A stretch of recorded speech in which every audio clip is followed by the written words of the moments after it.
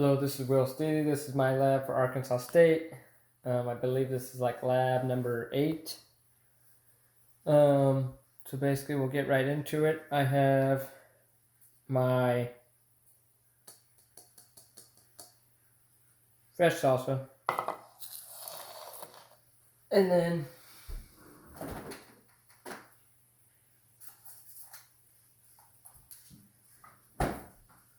I have my cooked salsa. It's been sitting in the fridge for 24 hours.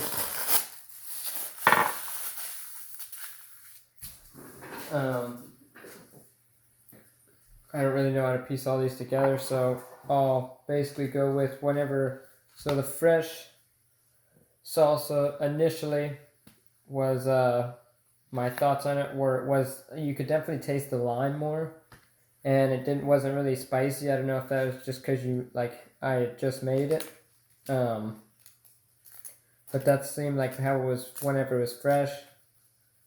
And then it's been about 10 minutes, so we'll try it again. Let me get a spoon.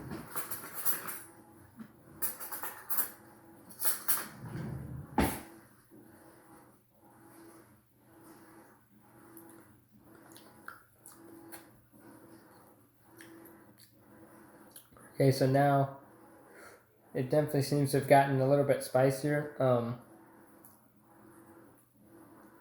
It's cooler for sure, obviously, because it's been sitting in the fridge for a few minutes. Let's see, what else? It seems, I know, it's kind of hard to describe. It doesn't have as much tomato taste to it. Before it kind of just tasted like just tomatoes in it, but now it tastes like more spicy, and like maybe that's partially because I mixed it up better. But I don't know. And then we have our cooked salsa. For the notes I have, whenever we initially tried it, it definitely had less lime flavor initially than this because of the fact that I think it's got mixed up better, and the fact that we cooked it probably got rid of some of that lime taste. And then it was a little soupy. I guess that's because whenever you cook it, and more of the juice comes out of all the vegetables and stuff. So I guess it seemed a lot more loose. You can kind of see that. It's like a lot more. It was a little more watery. After about an hour, it was less.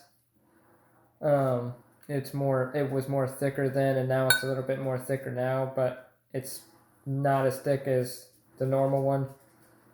That might be due because I blended it a little more. And then so now we're on hour 24, and we'll try that now. So this one I made before, and then this one's been sitting, and then this one I've made just recently.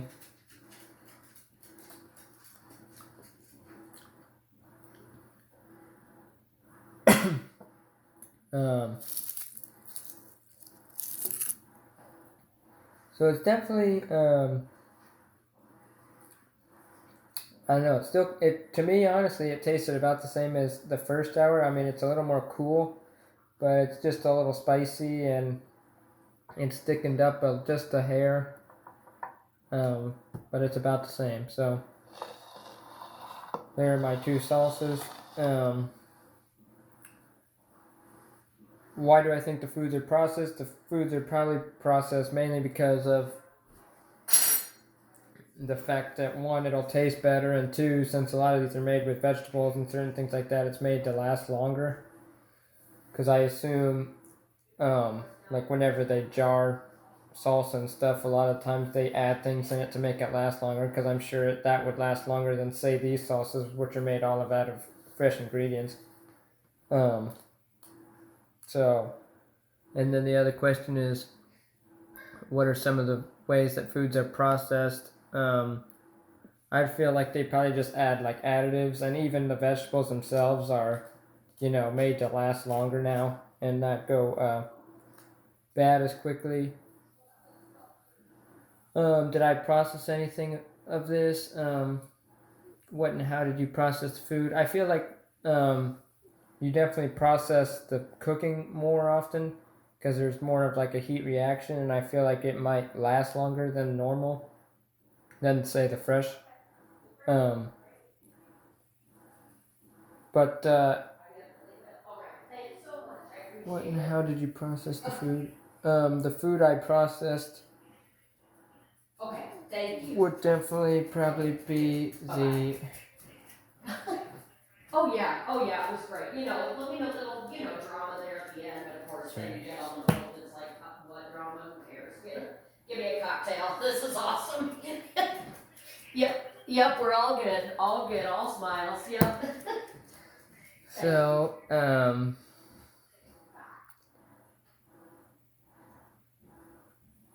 basically, you're processing everything together by making it and blending it.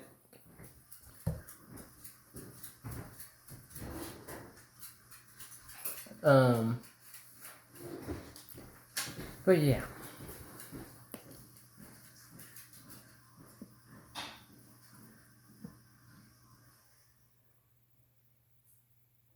So then we'll move to our experiment with the bags. But to get back on the salsa for just a second, I feel like the way that you process is basically just by adding everything that probably is making it new with like some of the heat that's going on in the lime juices. It's probably breaking down certain things, and you're basically adding all those things, and it breaks each other down to the point where you're making everything more tasty, and you're bringing out certain flavors and other things.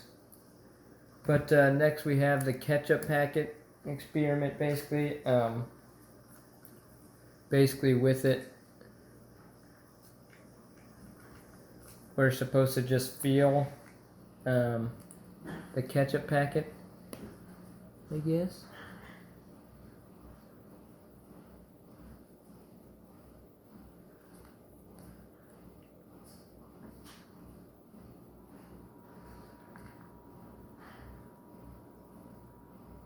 Um,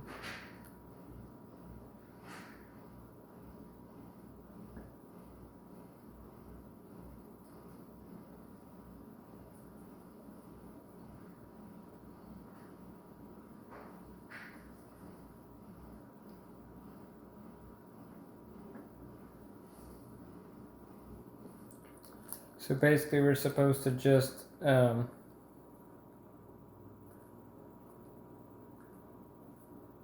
push the packet. It basically feels like a balloon, which is kind of how this is saying that there's gas in it slightly, so it's like definitely compressed, but it's not like completely full.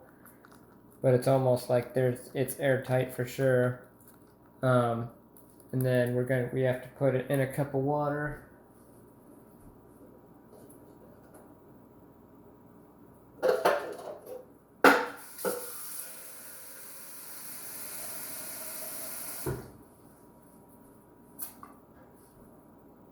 And it appears, well,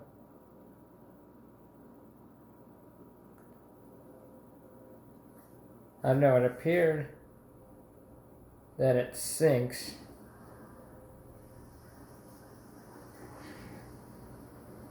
Let me put more water in it.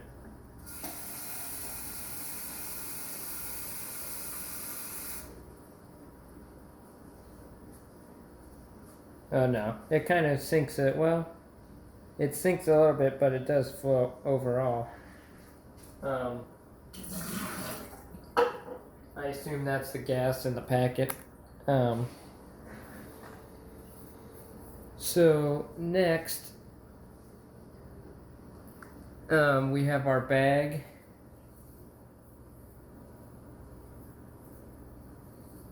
And to show you guys, we have our bag, and then we have our, right here, and we have our A on it. So we're going to shine our flashlight through it. I'm going to try to do it to where you guys can see it. But we have our A. I suppose I need to do something like, I don't know if you guys can see that. You can kind of see it's kind of behind the Dorito logo, but you can see those little two things sticking out. So it must not be aluminum foil, or else I don't think you'd be able to see it at all. It's some kind of different reflective material. And then lastly, we have to put the microwave bag, this, for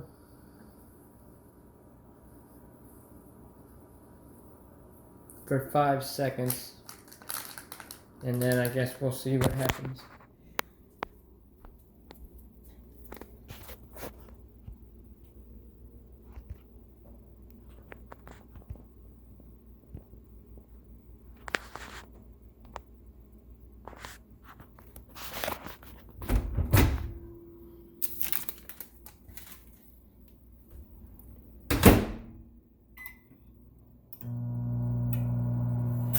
Whoa, whoa, holy cow.